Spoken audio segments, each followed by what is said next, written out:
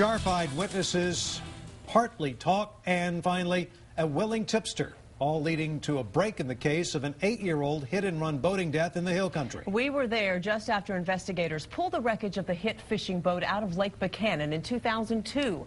The speeding boater who plowed over it never stopped to help. That crash killed 18-year-old Justin Roberts just before he was to graduate Lampasas High School. 2 of his friends were hurt. After learning of an arrest Tuesday, we worked for 2 days to get the arrest warrant. And tonight, those documents reveal exactly what led investigators to 36-year-old Travis Marburger and the suspect's boat buried in his backyard. Shannon Wolfson continues our coverage.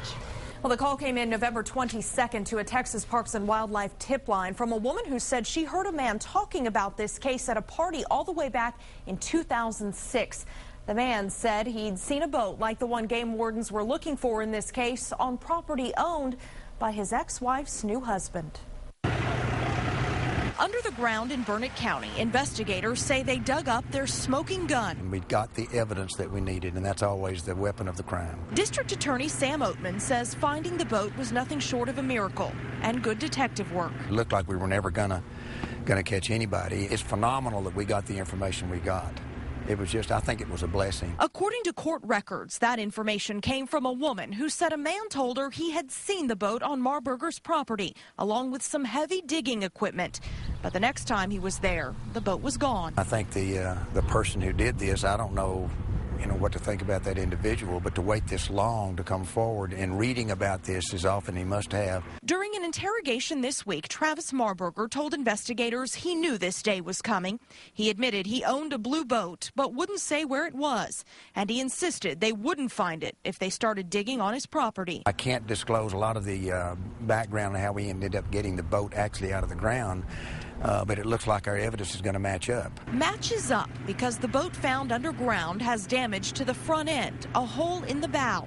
Marburger owned it at the time of the crash, but let the registration expire 4 months later. And investigators are trying to match it up to pieces of the boat left behind at the crash scene. You just don't expect too much till you hear for sure. David Roberts has been waiting a long time to hear these details. His son Justin was just a few weeks from graduation at Lampasas High School. He'd already taken his senior pictures. The parents and those friends of this young man certainly deserve to have justice done as quick as possible. So there'll be no delays. I think it needs to get to justice as quick as we can. Now, Travis Marburger bonded out of jail last night, but this investigation continues. The DA tells us he's not ruling out additional charges like destruction of evidence.